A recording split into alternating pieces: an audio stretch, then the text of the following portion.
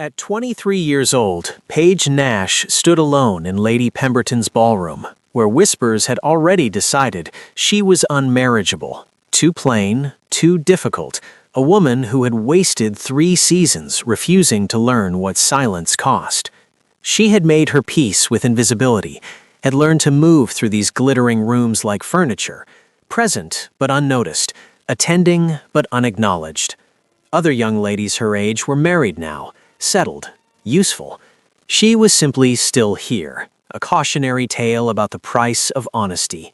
Then, Louis Perry, Duke of Westwick, the most pursued man in London, surrounded always by women who had perfected every calculated smile, stopped mid-conversation with Lady Dorothea Hartwell, looked directly at Paige standing near the terrace doors, and began walking toward her.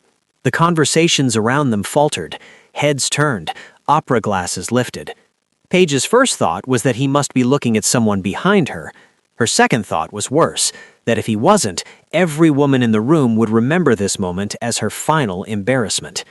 But he kept coming, and when he reached her, when those exhausted blue eyes met hers, he said the last thing she expected. "Miss Nash, I wondered if we might speak honestly for a moment." Honestly, as if he knew that was the one thing she'd never been allowed to be. Will the Duke's sudden interest be her salvation or her final public humiliation? Stay tuned. Paige Nash stood where the Duke of Westwick had just left her, still near the terrace doors of the Ashworth Ballroom, still unnoticed by everyone except him. Her gray silk dress was well made but deliberately unfashionable, a flag of surrender she'd raised 2 seasons ago. Across the room, her younger sister Marianne laughed at something her dance partner said, her third dance of the evening. She was contemplating an early exit when she noticed him again, Louis Perry, Duke of Westwick, surrounded by his usual constellation of admirers. Lady Dorothea Hartwell clung to his arm with practiced possession, her laugh carrying across the ballroom like a claim. Louis Perry made the appropriate responses with the automaticity of a man who'd been performing the same role for 7 years. Smile, nod, compliment Lady Dorothea's observation about the weather. She was recounting an anecdote he'd heard twice before, each time with slightly different details, as if testing which version pleased him most. Around him, 5 other young ladies and their mamas orbited, present not because they enjoyed his company, but because they wanted his title. His friend Ashworth caught his eye from across the room, grinning, clearly amused by Louis's predicament. Louis excused himself with practiced diplomacy, extracting his arm from Dorothea's grasp on the pretext of needing air. He moved toward the terrace. That's when he saw her again, the woman in gray, slipping through the terrace doors ahead of him. Paige had just taken her first full breath of night air when she heard footsteps behind her. She turned, startled, and found herself facing the Duke of Westwick. She prepared to curtsy and flee, the expected behavior when a woman of no consequence encountered a duke, but the exhaustion in his expression mirrored her own too perfectly. For once, she was too tired to perform even the theater of deference. "You looked as though you were cataloging species," he said. "I was," she replied honestly before she could stop herself. "The mating rituals of the English aristocracy, quite predictable once you understand the patterns." He should have been offended. Instead, something shifted in his expression, curiosity perhaps, or recognition. "That's rather cynical." "Is it, or simply observant? There's often little difference between the two." He moved to the balustrade, studying her. "Though I'm curious what patterns you think you've identified." It was a test. She recognized it immediately, the slight edge in his voice, the way he waited for her response. He expected her to retreat, to soften her statement with apology or feminine charm. "The eager mamas positioning daughters," she said instead. "The gentlemen assessing prospects like horses at market. The rehearsed laughter timed perfectly to masculine wit. It repeats every season with minor variations, botanically efficient if intellectually unstimulating." "You make it sound like a scientific study. Would you prefer I pretend it's romantic?" "I'd prefer you tell me what you actually think." His tone had shifted, less challenge, more genuine interest. "Most people don't.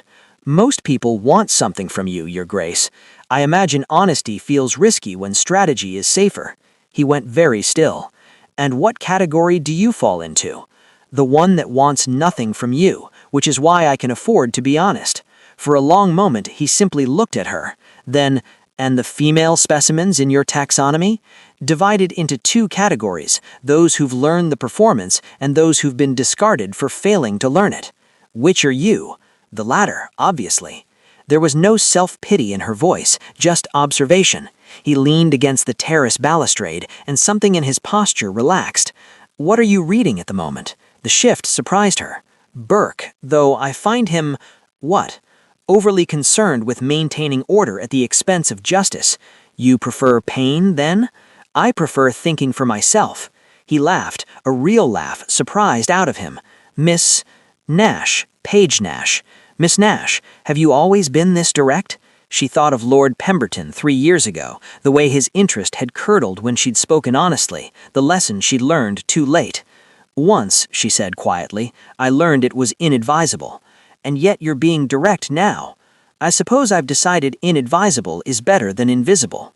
They talked about London. She found it suffocating, he found it performative. About marriage, she noted that affection seemed optional. He said he'd started to believe it might be impossible. The conversation moved like a real exchange, not the careful dance she'd watched all evening.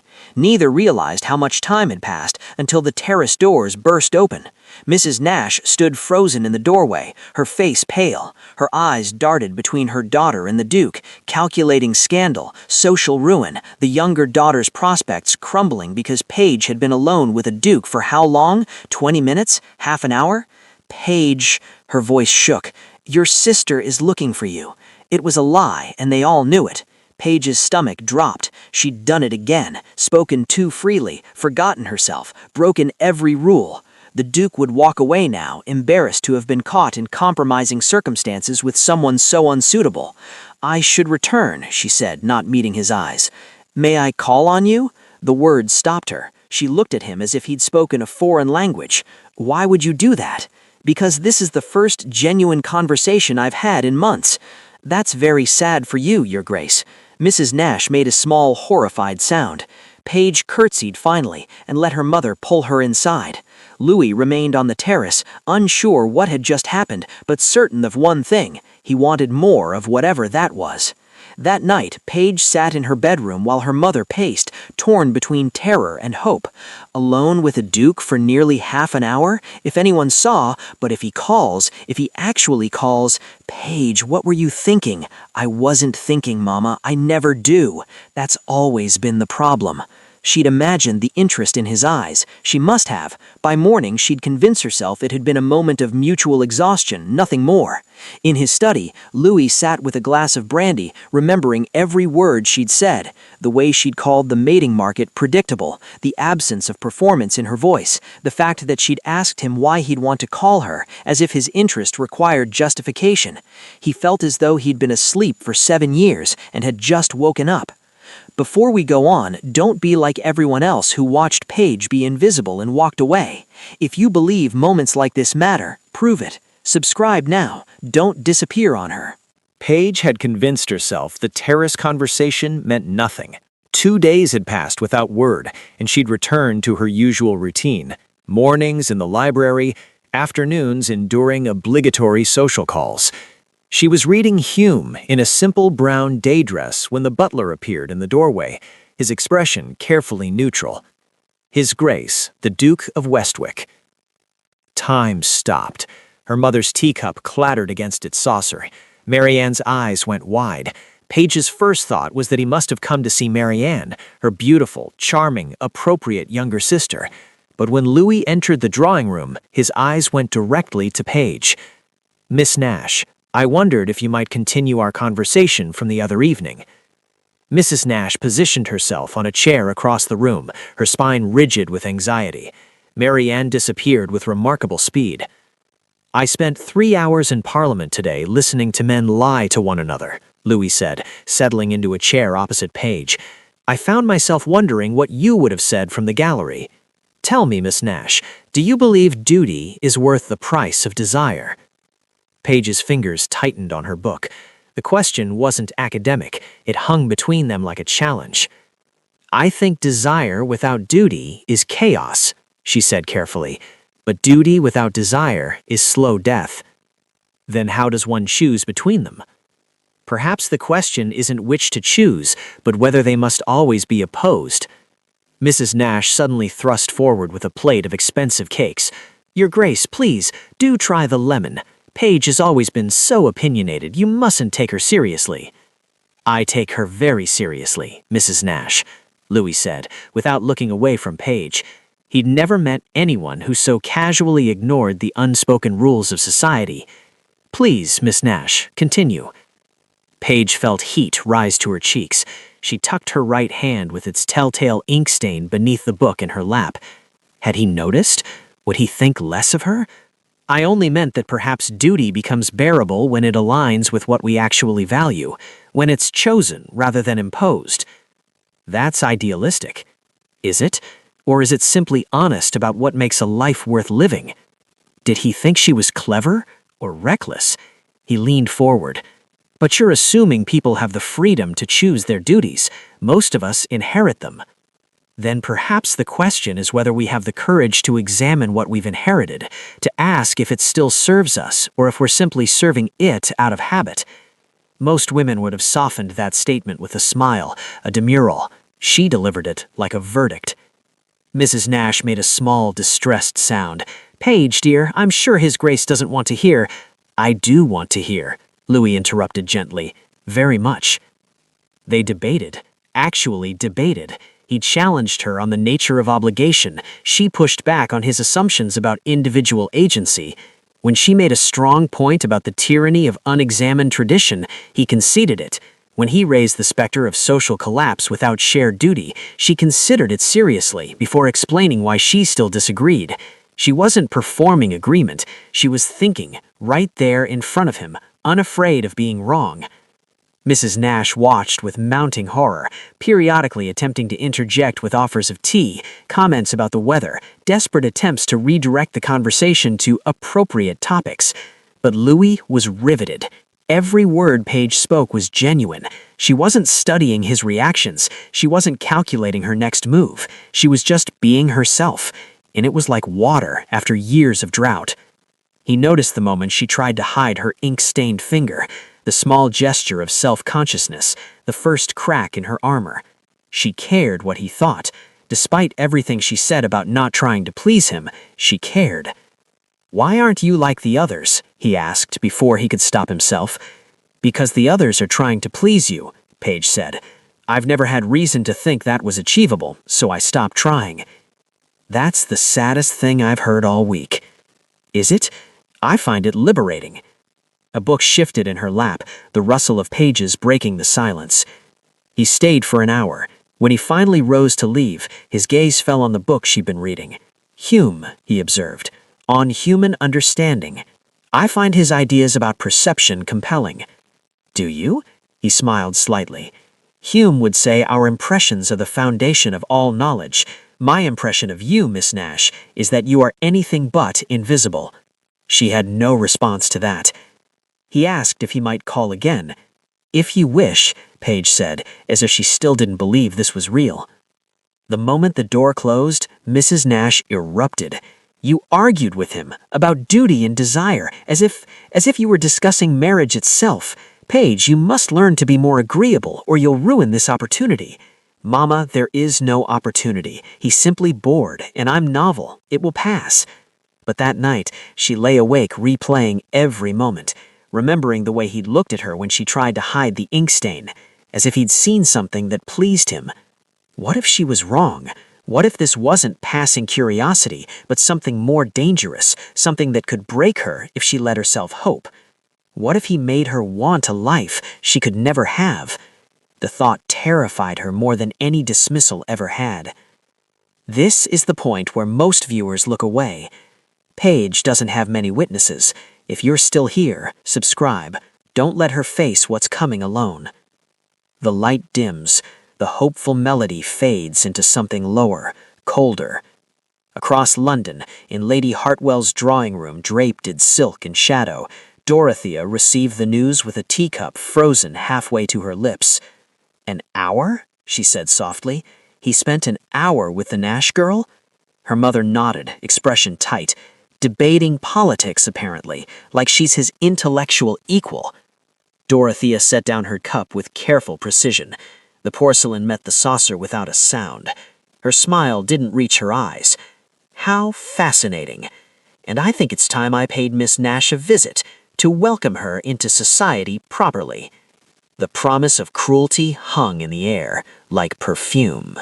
The encounters began to form a pattern, though neither would admit they were orchestrating them. Louis found Paige during her morning walk in Hyde Park, her maid trailing at a respectful distance. The meeting appeared accidental, though he'd learned her routine through careful observation. "Miss Nash, what a pleasant surprise." "Is it?" She didn't sound convinced, but she didn't sound displeased either. They walked together, discussing architecture. Paige mentioned she found most London townhouses ostentatious, all facade, no soul. "I've always thought the same," Louis admitted, "but I've never heard anyone else say so." Perhaps no one else has the luxury of honesty. Other walkers noticed, heads turned, whispers followed in their wake. A duke walking with Paige Nash? The gossip began like ripples on water. 3 days later, Louis found her at Hatchard's bookshop, debating with the clerk about the latest quarterly review. "I was told it arrived yesterday," Paige said, her voice patient but firm. "I assure you, miss, we haven't received the October issue. With the essay on prison reform, I saw the shipping manifest myself last week." Louis watched from behind a shelf, fascinated. She was completely unself-conscious when engaged with ideas, all pretense forgotten. When she finally noticed him, she didn't simper or blush. "Your Grace, have you read the essay on prison reform?" "I haven't." "You should. The author argues that punishment without rehabilitation is merely cruelty disguised as justice." They debated in the middle of the bookshop, their voices rising and falling with intellectual passion. Near the poetry section, a group of debutantes shielded their faces with their fans, their eyes darting from the Duke's expensive coat to Paige's sensible shoes. One whispered something behind her gloved hand. The others tittered. Paige didn't notice. Louis did, and didn't care.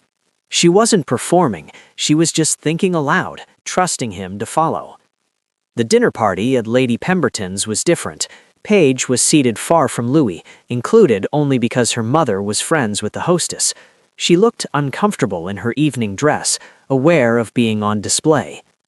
During dinner, someone raised the question of women's education. The table went quiet. It was a controversial topic. Paige, forgetting herself, spoke. "Women's minds are wasted by frivolous education. We're capable of the same intellectual rigor as men, but we're taught to pretend otherwise." Shocked silence. Lady Cambourne, a friend of Dorothea's mother, set down her fork with deliberate precision. "How very radical of you, Miss Nash. Perhaps if women spent more time cultivating grace and less time cultivating opinions, they might find themselves better situated in society." Several guests nodded. A gentleman across the table smirked. Paige felt her cheeks burn. She'd done it again, spoken without thinking, broken the rules everyone else followed effortlessly. Then, from the other end of the table, Louis's voice cut through the tension. "I agree with Miss Nash. You just watched someone risk his reputation for her voice. The least you can do is not vanish after seeing that. Subscribe. Staying matters." Every head turned. "A mind is a terrible thing to waste regardless of gender," he continued calmly. "If we educate our daughters to think, perhaps they'll raise sons capable of doing the same." The power dynamic shifted instantly. If the Duke agreed, perhaps the opinion wasn't outrageous after all. The conversation continued, but Paige was shaken, aware she'd nearly committed social suicide and that Louis had intervened. After dinner, he found her on the terrace. Their places of honest conversation were always liminal spaces, thresholds, gardens, terraces. "You didn't need to do that," she said quietly. "Do what?" "Protect me." "I wasn't protecting you, I was agreeing with you. There's a difference." "Is there? Or were you simply being kind to someone who doesn't know when to be silent?" "Paige." It was the first time he'd used her Christian name. She froze. Her eyes darted toward the terrace doors. Had anyone heard? Her maid was inside, but if a guest had stepped out, the intimacy of it terrified her more than any insult.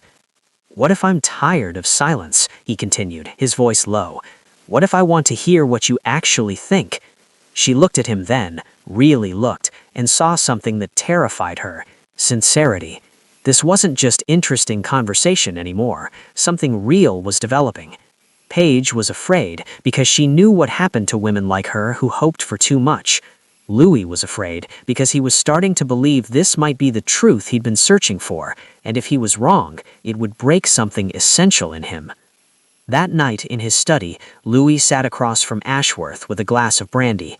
"I think I'm going to court her. Properly." Ashworth stared. "You'll be a laughingstock." "She's nobody. She's plain. She's odd. She's honest." Louis's voice was quiet but certain. "And I've been drowning in beautiful lies for 7 years." "You're serious?"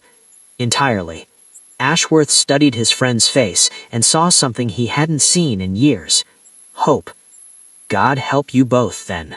Louis had been thinking about Paige constantly, replaying their conversations like a man searching for something he'd lost. And then, 3 nights after the dinner party, the memory surfaced. Lady Hartwell's ball. 3 years ago. A young woman with dark eyes and an unfashionable dress who'd asked him about the Corn Laws. She disagreed with him respectfully but firmly, arguing that they were morally indefensible because they valued landowner profits over human starvation. He'd been charmed. Distracted by obligations, he'd meant to seek her out again. When he finally looked, she'd vanished. That was Paige, before she became invisible. He'd been half in love with the memory of that conversation for 3 years. Now he'd found her again. The realization crystallized his resolve. The next morning, he called on Mr. Nash. The country gentleman received him in his study, stunned but cautiously pleased. "Your Grace, are you certain?" "I've never been more certain of anything." Permission was granted. When her father told her, Paige's first reaction wasn't joy, it was panic. This was real. This meant exposure. Everyone would be watching, judging, waiting for her to fail. She requested a private meeting with Louis in her father's library. When he arrived, she stood by the window, arms wrapped around herself defensively. "Why are you doing this?" she asked, without preamble. "Because I want to know you better." "You could do that without making it public, without," she gestured helplessly, "without making a spectacle. Is that what concerns you? That people will talk?" "People always talk, Your Grace. Usually I'm beneath their notice. I prefer it that way." "Louis," he corrected gently, "and I don't believe you prefer it. You don't know what you're asking. You don't understand what it's like to be—" She stopped, struggling. "To be unremarkable, to have everyone look through you. You think you want honesty, but you've never experienced the cost of it." He crossed to her, close enough that she had to look up at him. 3 years ago, at the Hartwell ball, you told me the Corn Laws were morally indefensible. Do you remember?" She stared at him. That was years ago. I barely spoke to you for 5 minutes." "I've thought about that conversation at least once a month since then. You were the only person in that entire ballroom who treated me like a man capable of being wrong. I looked for you afterward. You disappeared." "I learned to disappear. It was safer." "I know. And I'm asking you to stop hiding, not for me, for yourself." "What if I'm not what you think I am?" Her voice broke slightly. "What if you're imagining something that isn't there?" "Paige." He took her hand, a liberty, but she didn't pull away. "You think I haven't considered that I might be wrong? I've spent 7 years being courted by women who study me like a text they need to pass an examination on. They know my favorite color, my preferred brandy, the topics that please me. They've memorized me. Not one of them has ever contradicted me. Not one has ever trusted me enough to be angry with me, or bored with me, or honest with me. That doesn't make me special. That makes them tactical." "Exactly. And you are the opposite of tactical. You don't want anything from me." "How do you know that?" "Because if you did, you would have pretended to agree with me at that first ball 3 years ago. You would have laughed at my jokes at the bookshop. You would have been silent at Lady Pemberton's dinner. You would be smiling right now instead of trying to convince me to walk away." She was silent, caught. "I'm not asking you to perform for me," he continued. "I'm asking for permission to know you as you actually are. If that's ordinary, so be it, but I don't think it will be." Their first public outing as a courting couple was to the theater. The entire ton noticed.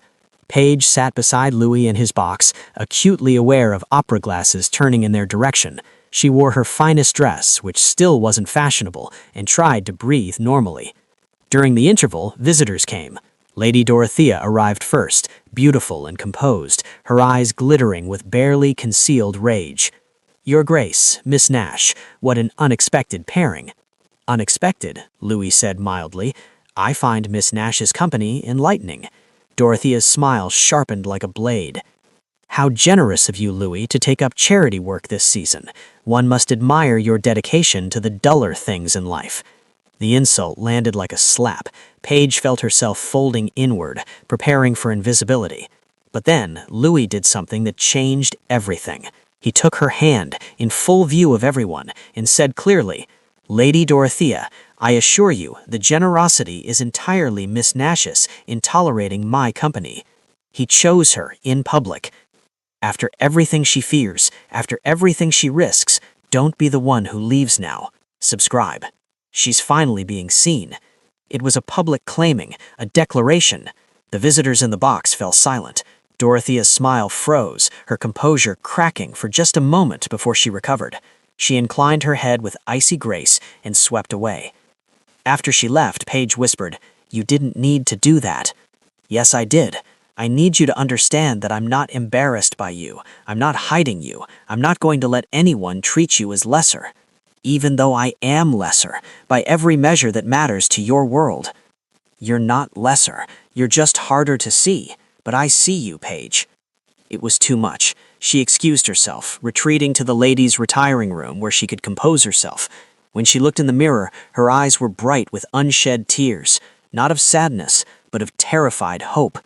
That night, in her bedroom, Paige wrote in her journal by candlelight, "He says he sees me, but what if who I am isn't enough?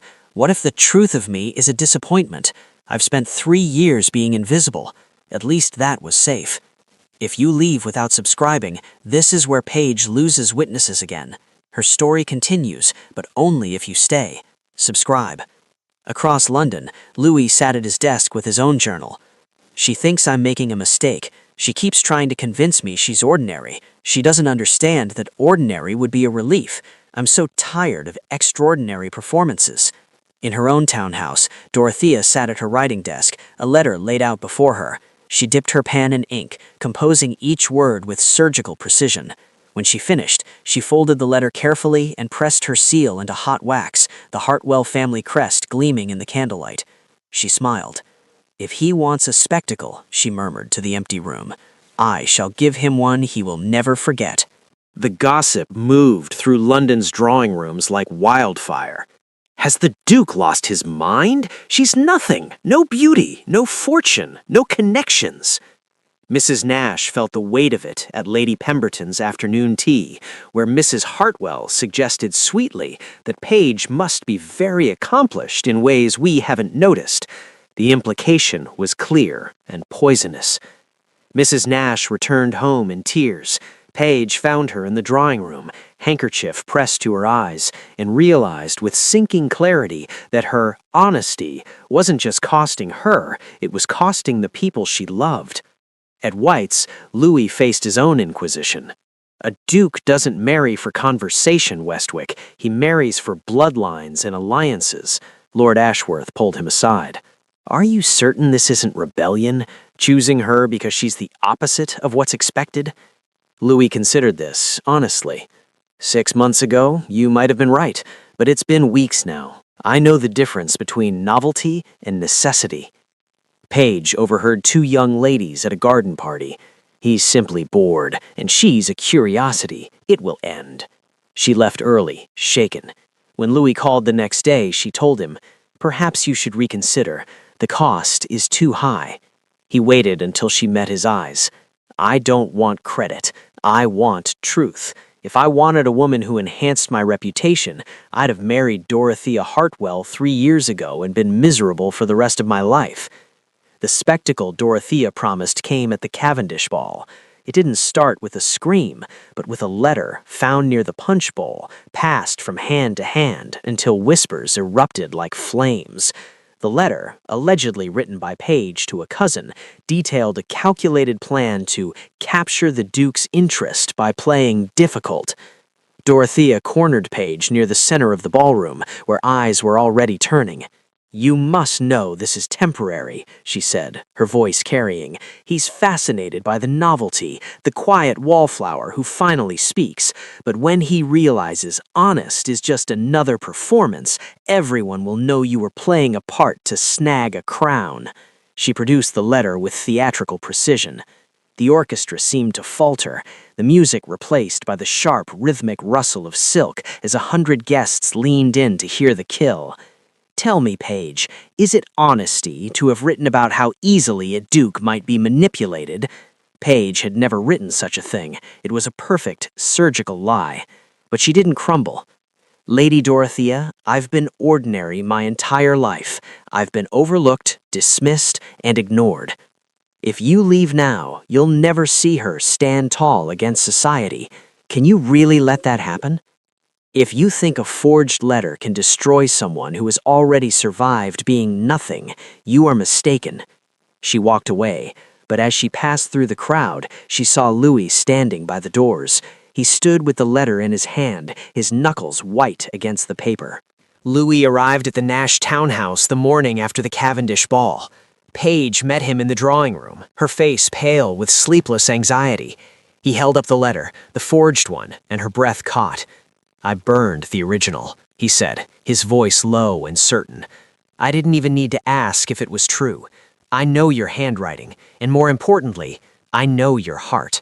Dorothea underestimated one thing. "I've spent 7 years being lied to. I know the truth when I finally hold it." Page's eyes filled with tears. "Everyone believes it. Then we'll prove them wrong, tonight, at the Cheltenham Ball." The Cheltenham Ball was the season's most prominent event. Louis escorted Page personally, a deliberate statement. She wore a new dress, deeper blue, more fashionable. "You look lovely," he said. She replied, "I look like I'm trying too hard." In the carriage, he took her hand. "Tonight will be difficult. Everyone will be watching, but I need you to trust me. The entire ton is watching, and you might walk away. Don't miss Page's moment of triumph. Subscribe now."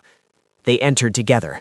The ballroom went quiet before conversation resumed with electric energy. As they crossed the floor, they passed Dorothea. She stood with her mother, her expression carefully composed, waiting to witness Page's social destruction. Instead, she saw Louis's hand firmly clasping Page's, saw him look at her with unmistakable devotion. Dorothea's smile faltered. Her best weapon hadn't just failed, it had pushed him closer. Louis led Page to the center of the room, introducing her to peers, making his intentions unmistakable. When dancing began, he claimed her first waltz. As they moved across the floor, Page whispered, "Everyone is staring." He replied, "Let them." She protested, "I'm going to embarrass you." He met her eyes. "You could trip over my feet 10 times, and I'd still be the luckiest man in this room." Something shifted. She stopped monitoring the watching eyes and just danced with him. For the first time in 3 years, she felt present.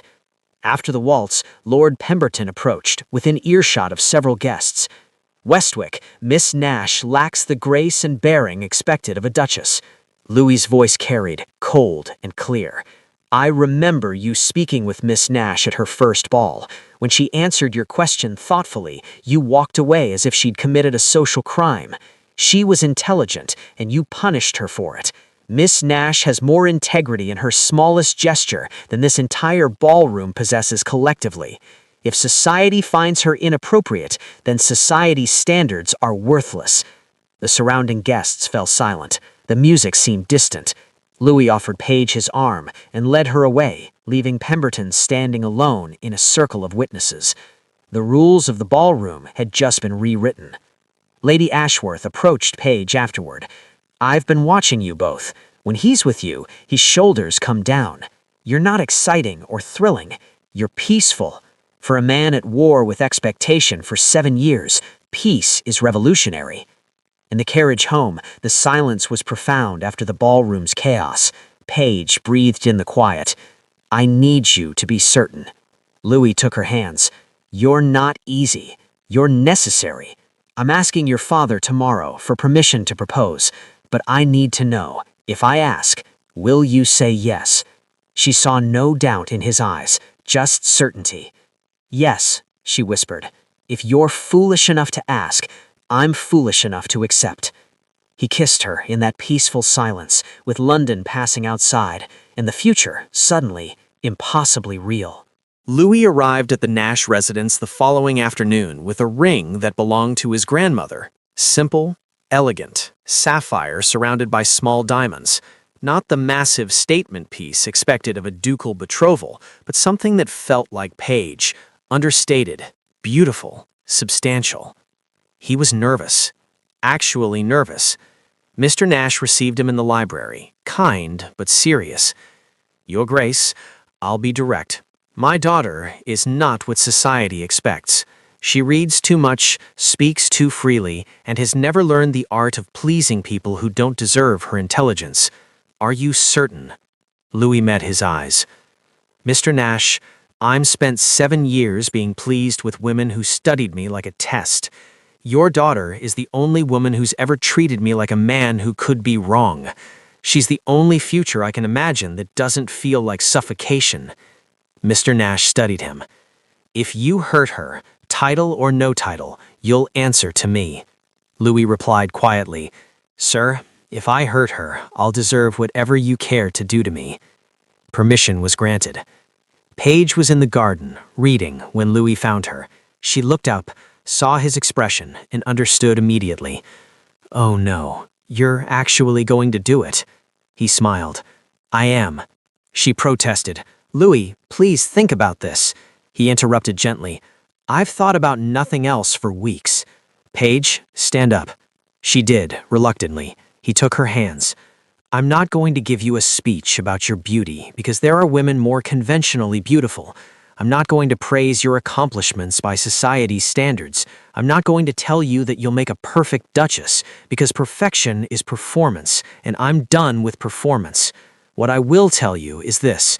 You are the first person in 7 years who's made me feel like myself. You argue with me. You challenge me. You trust me enough to be honest even when it's uncomfortable. I'm not asking you to change.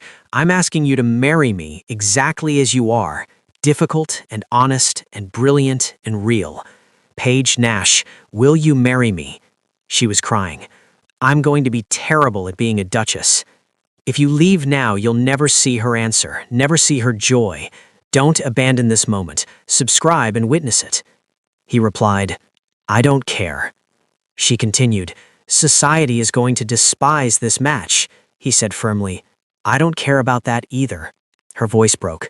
"What if I disappoint you? What if the truth of me isn't enough?" He pulled out the ring. "The truth of you is everything. This was my grandmother's. She was stubborn, opinionated, and completely uninterested in society's approval. My grandfather loved her desperately until the day she died. I'd like to follow his example." Paige looked at the ring, then at him. Finally, she whispered, "Yes, God help us both, yes." He slid the ring onto her finger. It fit perfectly. They sat together in the garden, hands linked, both somewhat shocked. "This is going to be so hard," Paige said. Louis turned to face her fully. "You've survived 3 years of being invisible. You've endured dismissal and cruelty while maintaining your integrity. If you can survive that, you can survive anything." She replied softly, "I survived by being invisible. I can't be invisible as your wife." Even as she said it, she noticed movement at the garden wall. Neighbors peering through the hedges, a servant watching from an upstairs window. The world was already pressing in. Their peace was a bubble, and everyone was trying to pop it. He squeezed her hand. "No, but you don't have to be anything other than yourself. I'll handle everyone else." But as they sat in the quiet garden, the sounds of London, the rattling carriages, the shouting hawkers, the relentless machinery of the Taun seemed louder than ever. Across town, Dorothea Hartwell stood in her dressing room, staring at her own reflection. She picked up a pair of shears and slowly, methodically began to shred the blue silk dress she had worn to the ball. "He thinks he's found peace," she whispered to the empty room. "He has no idea what he's actually invited into his life." The announcement appeared in the morning papers. Society's response was immediate and divided. Older peers who valued character over beauty approved quietly. Families who had positioned their daughters for Louis disapproved loudly. And everyone gossiped with specific cruelty. She must be with child. Why else would he settle? Plain little mouse, trapping a duke with God knows what schemes. Mark my words, he'll come to his senses and set her aside before the vows are spoken. Paige endured the engagement period like a trial by fire. At the modiste's shop, society ladies fell silent when she entered. She overheard whispered comments designed to wound. "Can you imagine that figure in a duchess's gown? The poor silk will do all the work. Perhaps good dressmaking can work miracles. She'll certainly need them." The modiste was professional, but cool, clearly wondering if this commission would bring credit or shame. Paige stood in her chemise for hours while seamstresses circled, discussing alterations as if she weren't present. She felt like a body being prepared for presentation, all agency removed. As she waited, Paige looked down at her hands resting in her lap. They were clean, completely clean. For the first time in years, there wasn't a single ink stain on her fingers. She'd been too occupied with fittings and social calls to read or write. The absence felt like an erasure, a small death of the person she'd been. When she finally escaped, Louis was waiting in his carriage. He took one look at her face and ordered the driver to Hyde Park. "Tell me," he said. She described not the cruelty, but the objectification, the sense of being transformed into something she wasn't. "You don't have to do this," he said. "We can elope, go to Scotland, marry quietly." She was tempted, desperately tempted, but shook her head. "No, if we run, they'll say I was ashamed, that you were ashamed. We do this properly, or everyone will believe they were right about me." He pulled her close, right there in Hyde Park, scandalously. "You're already everything I need. You've always been that." Lady Westwig hosted a breakfast to introduce Paige to the family. The drawing room was crowded with relatives in their carefully watching eyes. Louis's aunt said sweetly, projecting her voice so the assembled company could hear, "Miss Nash, you must be very accomplished. What do you do particularly well?" It was a trap, and a public one. Society expected music, art, needlework, areas where Paige had no skill. The room waited for her humiliation. Paige met her gaze calmly. "I read widely, Lady Somerton, and I think carefully about what I read. Beyond that, I'm afraid, I'm quite ordinary." She didn't apologize, didn't qualify. The word ordinary hung in the air like a quiet declaration of pride. The aunt's eyes narrowed, unable to decide if Paige was being rude or genuine. Several guests exchanged glances, surprised by the simple dignity of the response. Later, Louis's mother spoke with Paige privately. "My son has never looked at anyone the way he looks at you. I don't understand this match, but I understand my son. He's been lonely his entire life. Whatever you are to him, it's something he needs. For that alone, I'm grateful." It wasn't quite approval, but it was acceptance. At a crowded reception, Lady Dorothea cornered Paige near the refreshment table, all civility abandoned. Several guests were within earshot, pretending not to listen while hanging on every word. "You've won, but understand this. You'll spend your entire marriage knowing you're not what he should have had. Every time society looks through you, every time you fail to live up to what a duchess should be, you'll remember that you took something that wasn't meant for you." Paige has survived society's cruelty. Can you survive leaving her story unfinished? Subscribe, or you'll miss the full victory. Paige met her gaze steadily, her voice clear enough to carry. "Lady Dorothea, I spent 3 years believing I wasn't meant for anything. I survived that. I'll survive your disapproval too." Dorothea swept away, furious at being dismissed so publicly. The nearby guests pretended to be busying themselves with their tea, but Paige caught more than one small, satisfied smile. Dorothea's power was evaporating, and people had seen it happen. 3 days before the wedding, Paige had a moment of complete panic, surrounded by wedding preparations, unable to breathe. Marianne found her. "I can't do this. I can't be what he needs." Marianne took her shoulders. "For 3 years, I watched you disappear, and then he came along, and for the first time, I saw you come alive. He's chosen you knowing everything. You're not going to fail him by being yourself." She paused, then added, "You know what's strange? Ever since the announcement, people have been treating me differently, better. Invitations I never received before, compliments on my gown, all because I'm going to be sister-in-law to a duke." She squeezed Paige's hands. "Your choice has changed things for both of us. Don't let fear steal that away." The night before the wedding, Louis sent a letter. "Tomorrow, I marry the only person who's ever made me feel like myself. I know you're afraid, but I need you to know I see you. Not what society says you should be, not what you fear you aren't. You are enough. You have always been enough." She held the letter to her chest, then reached for her pen to reply. As she wrote, she watched the familiar ink stain bloom across her index finger, a mark of herself returning. For the first time, she let herself believe it might actually work. The wedding took place at St. George's, Hanover Square. The church was full of society's elite, half present to witness, half to judge. Paige walked down the aisle in ivory silk, simple and elegant, terrified with every step.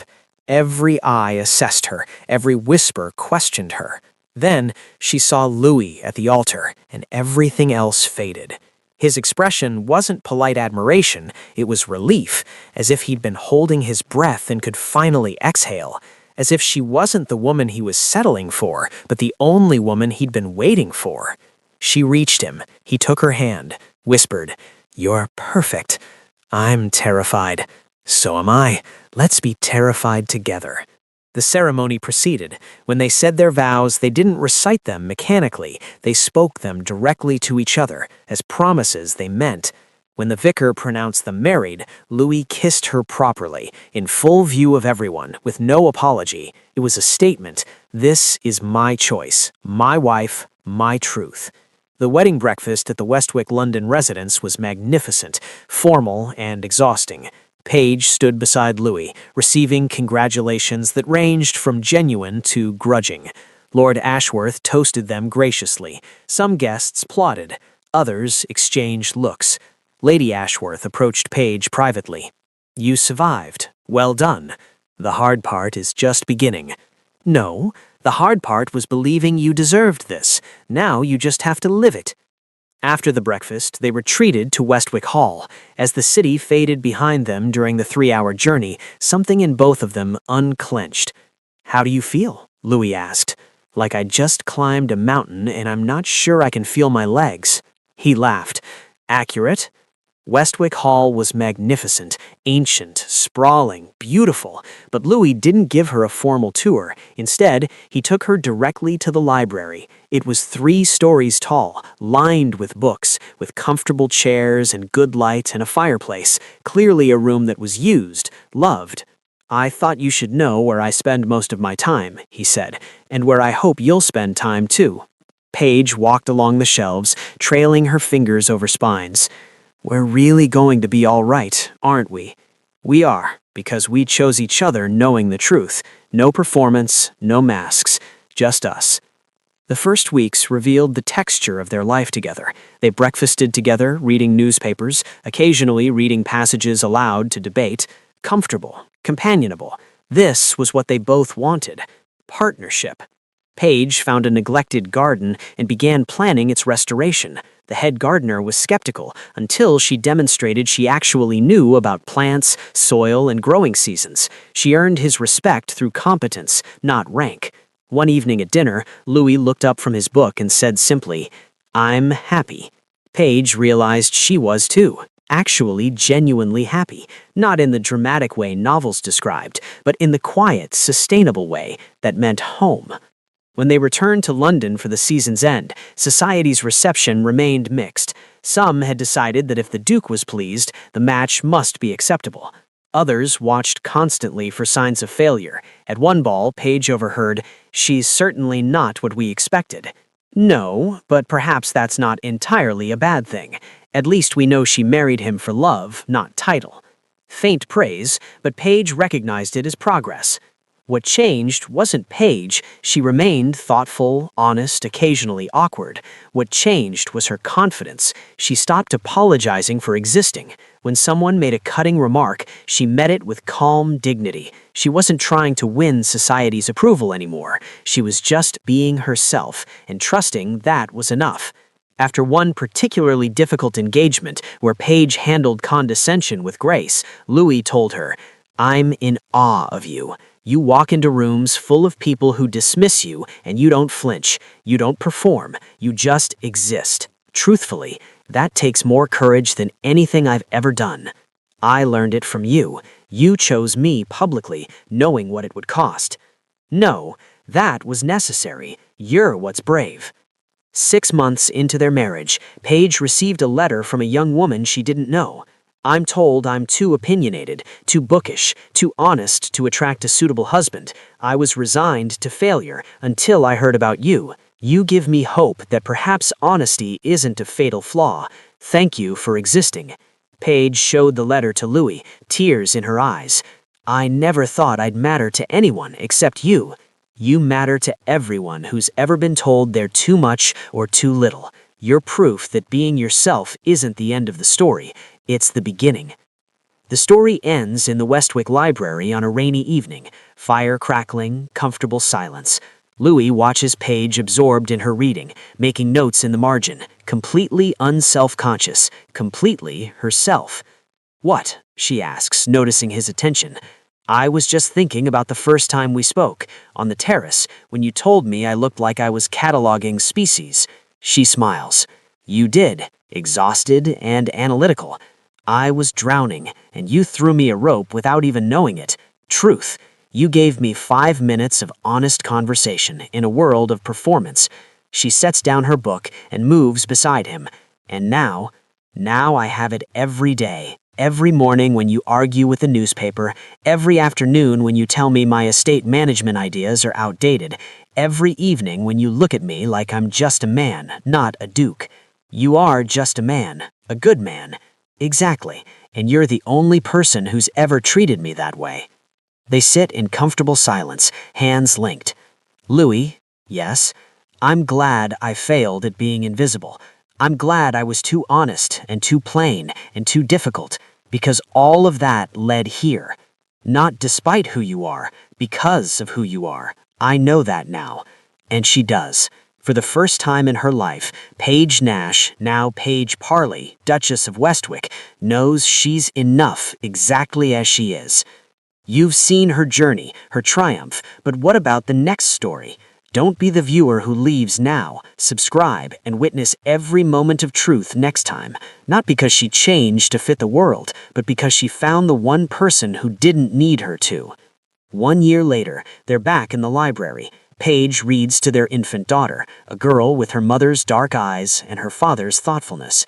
"What are you reading to her?" Louis asks. "Wollstonecraft. Might as well start her education early." He laughs. "Society is going to be horrified. Society is always horrified. We'll manage." He crosses to them, looking down at his wife and daughter. "We'll do more than manage. We'll teach her that truth matters more than approval, that being herself is the greatest gift she can give the world. Just like her parents. Exactly like her parents." Outside, London continues its complicated social dance. Inside Westwick Hall, a family built on truth, respect, and honest love creates their own world, one where being yourself is not just accepted, but celebrated.